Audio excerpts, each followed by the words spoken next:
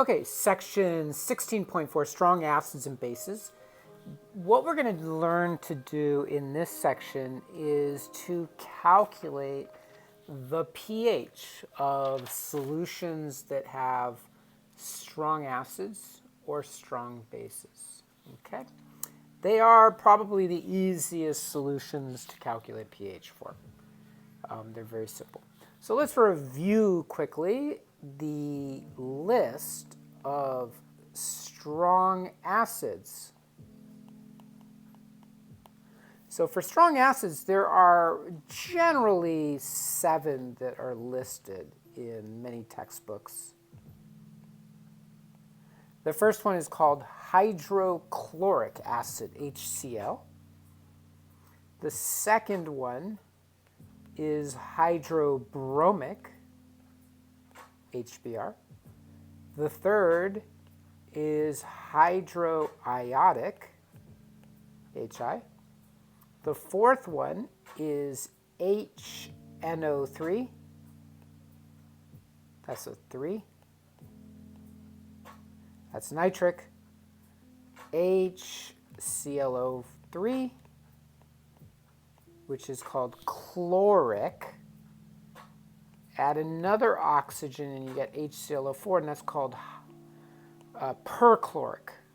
Okay, chloric is HClO3, perchloric is HClO4, and the last one is a fascinating acid, H2SO4. This one is called sulfuric. Now notice I'm writing them all as aqueous because we're going to dissolve them into water. And here's what we could write in terms of what they do in water. They act as Bronsted acids. So they donate an H plus to the water molecule. And what do you get when you add an H plus to water? You get the hydronium ion, H3O plus, right? And then you get an anion, the chloride ion. Hydrobromic. React that with water. By the way, in terms of naming these acids, if it says hydro, that means there's no oxygens in it. So hydrochloric has no oxygens. Hydrobromic has no oxygens. Hydroiodic has no oxygens in it. So H3O plus and Br minus. Practice writing these equations. These are the reactions of these strong acids with water. Okay, hydronium, right? And iodide. Okay. Now when we get to nitric, not hydronitric, right? There's no hydro in it. It has oxygen, so it's called nitric. Nitric acid reacts with water in the same way. The only difference here is that instead of forming a monatomic ion, you get a polyatomic ion. In this case, it's the nitrate ion, NO3 minus. Okay? But essentially, it's the same idea. All of these acids react with water to form hydronium and a counter ion. This is called the chlorate ion. So chlorate comes from chloric acid. So you get hydronium and perchlorate. So chlorate, perchlorate. Chloric acid, perchloric acid. And then finally, the last of this list is hydronium and hydrogen sulfate, or bisulfate. Okay? So those are the 7 strong acids. You should memorize their chemical formulas and their names.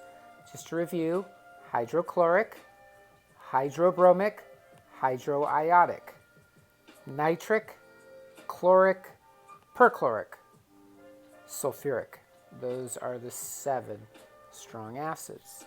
Now let's review the strong bases.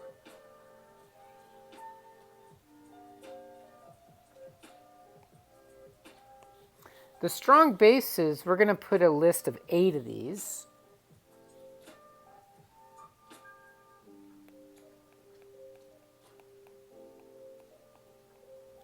And we're going to identify these as strong bases. In a sense, it's thinking of like an Arrhenius base. Arrhenius base just forms hydroxide. So the idea here is it's the group 1 meaning from the periodic table, metal hydroxides. Okay, so the first one is LiOH. Lithium hydroxide as a pure substance is a solid, but if you dissolve it into water, so for this one I'll write water here, you're dissolving into water, it forms lithium and it forms hydroxide. Okay, lithium hydroxide. The second group metal is sodium. Sodium hydroxide. I won't put the water for this one, but there would be dissolved in water, so I'll put aqueous here. And that does the same thing. It tells us we're putting it into water. So sodium and hydroxide. Notice the key here, we're forming hydroxide. The next group 1 metal is potassium. Potassium ion and hydroxide ion. Next one, rubidium. Right, just look at the periodic table. You'll see the group 1 metals, all of them. So you get a rubidium ion, and then you get the hydroxide ion. And then the last of the group 1 metals is cesium hydroxide. So you might ask, well, what about francium? Francium is underneath cesium. Francium is a highly unstable radioactive element. I believe it's been estimated the number of francium atoms on the surface of the Earth, or in the Earth's atmosphere and surface, is, I don't know, something like 1,000 atoms in any given time. There's essentially is no francium in nature. Okay, so those are the group 1 metal hydroxides. Those are strong bases. Lithium hydroxide, sodium hydroxide, potassium hydroxide, rubidium hydroxide, cesium hydroxide. Then there are the group 2 metal hydroxides.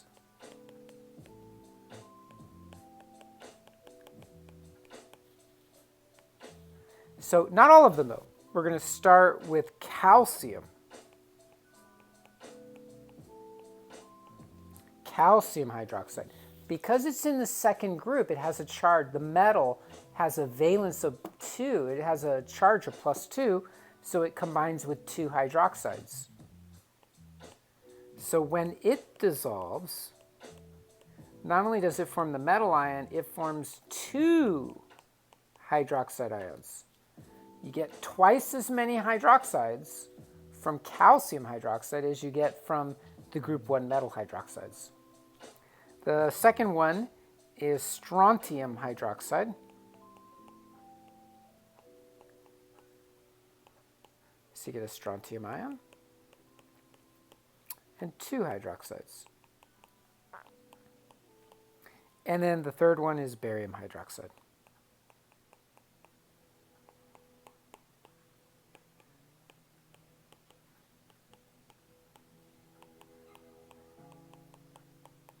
Beautiful, right?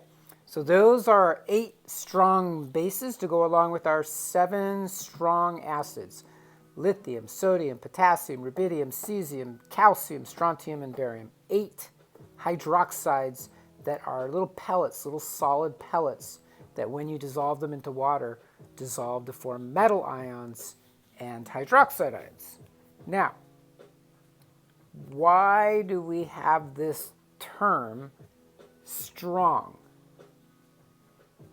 And if we have a term strong, then that suggests there must be something that's weak.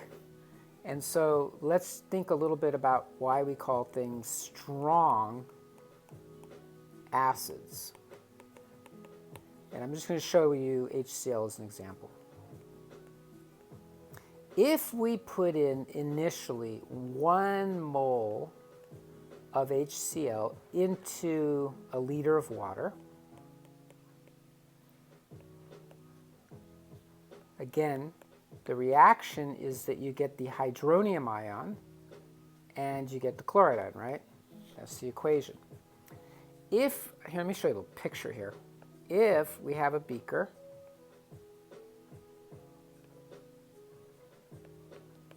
this is called a beaker, right? Looks like a coffee cup without the handle. If you put in a mole of HCl into the water, so remember, think of a liter bottle, a 1 liter bottle. Okay? If we put a mole in, here's what we're going to claim. Initially, there isn't really any hydronium or chloride in the water, but the HCl dissolves into the water, and the question is, how much of it actually dissolves? And the answer is all of it.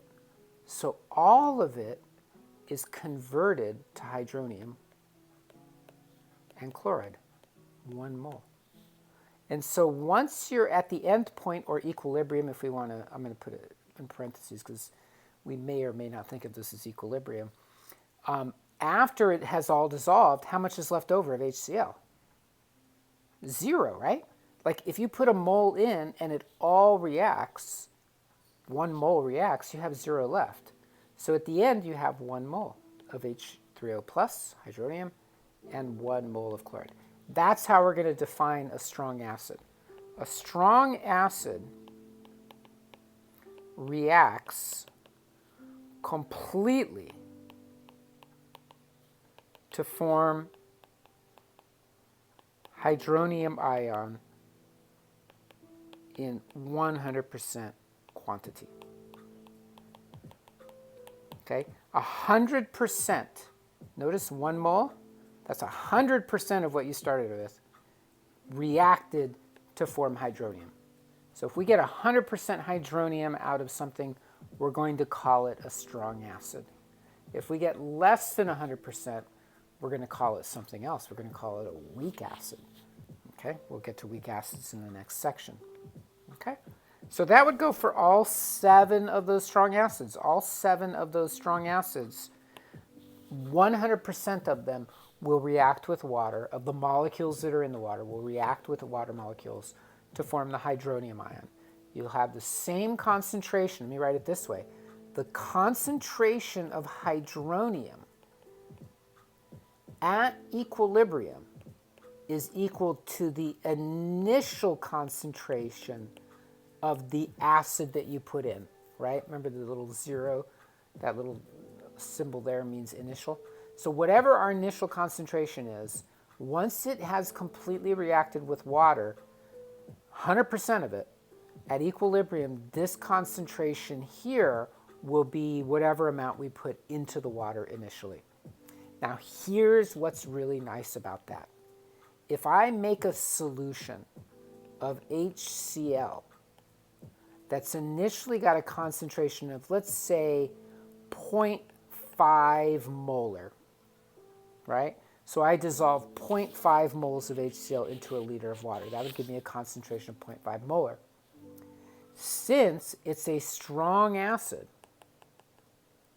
what we can do is we can make the following claim. The hydronium concentration is going to be 0.5 molar, right? It's going to be the same. It's all of the HCl is going to be converted into hydronium. So that means we can calculate the pH as negative log of 0.5, and that would be 0.3. We now calculated the pH of a strong acid solution. See how easy that is? All you do is you take your initial concentration of the strong acid, that becomes the equilibrium concentration of the hydronium ion. Therefore, you can just plug that number in and get your pH. That's what's so nice about it. And that would work for any of those 7 strong acids within reason. The same goes for the strong bases.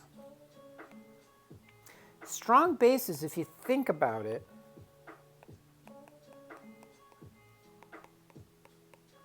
we were talking about, group 1 metals,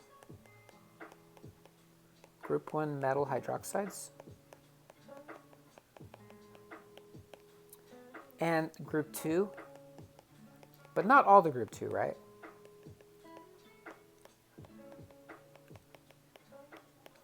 So lithium, sodium, potassium, rubidium, cesium. But then the group 2, it was just calcium, strontium, and barium. Okay? The reason that these are strong bases is because essentially the same thing happens as with strong acids. The amount of hydroxide you get is equal to the amount of hydroxide in the metal hydroxide that you're putting in. So if I put in a mole of lithium hydroxide into water, I get a mole of hydroxide. So if these start off as 0, and we subtract a mole of this and gain a mole of this, once it reaches equilibrium, this is 0. So there is no lithium hydroxide in the water anymore, but there is lithium and there is hydroxide. So this amount right here is equal to the amount of this that we started off with. It's really just an issue of solubility.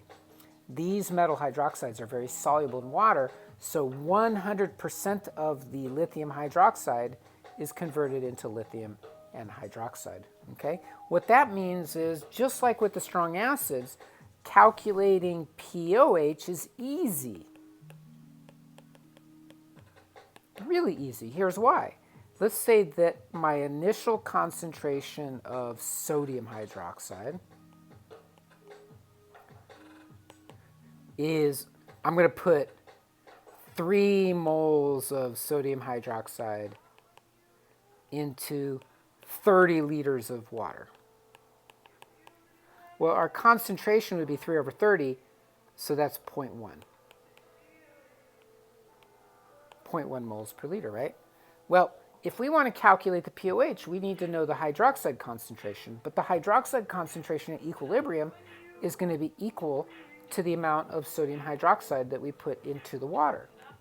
So that means the hydroxide concentration is going to be 0.1 molar at equilibrium, right? And that's what we're interested in these calculations. We want to know what these concentrations are going to be at equilibrium, not initially. So now, if we have a concentration of 0.1 molar, the pOH, remember from the previous section, negative log of hydroxide concentration? So that'd be the negative log of 0.1. And so the pOH would be 1.00. And then if we wanted to calculate the pH,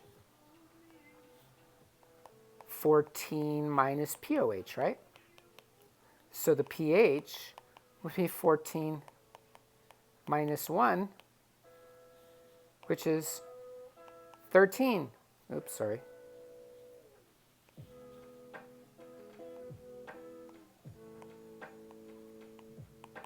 And there's our endpoint right there. Okay? So the pH would be 13 for that solution. It'd be very, very basic. So that's another reason that the strong bases are so easy to deal with, or so easy to calculate in any case. So now let me show you one more calculation with a strong base, because it's a little bit, you're doing a little bit more work mathematically. So let's imagine that we have one of these group 2 metal hydroxides. So suppose we make a solution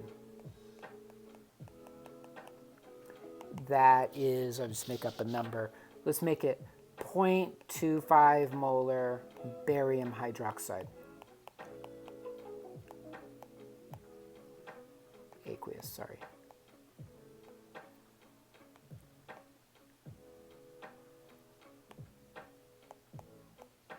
Okay, 0.25 molar barium hydroxide.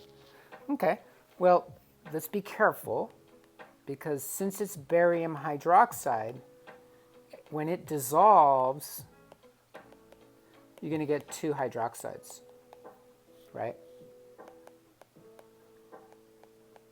So if the concentration of barium hydroxide that you put in is 0.25 molar, then the barium would be 0.25 molar, but the hydroxide would be twice that, right? Because there's a 2 there, 2 to 1, so 0.5 molar. So the barium hydroxide actually produces twice as many hydroxides. So now, concentration of hydroxide is 0.5 molar. So the pOH is minus the log of 0.50, which is 0.30. Don't forget that negative, right? When you take the p of something, you do the log, then you change the sign. So the log of 0.5 is negative 0.3, but it's the negative log, so it becomes positive 0.3. And then pH is 14 minus POH, right? So that's 14 minus 0.30, which is 13.70. Okay? If this had been 0.25 molar sodium hydroxide, then the concentration of hydroxide would only be 0.25. So the POH would be 0.6, and the POH would be 14 minus that, which is 13.40, right? So the pH of 0.25 molar sodium hydroxide is not as high as 0.25 molar barium hydroxide because you get twice as many hydroxides, so that results in a higher pH for that one. Okay? So the rest of this section is really just going through calculations here. How do you go through the calculations? Practice, practice, practice. There's a few actually for this one, and then we'll move on to the next one.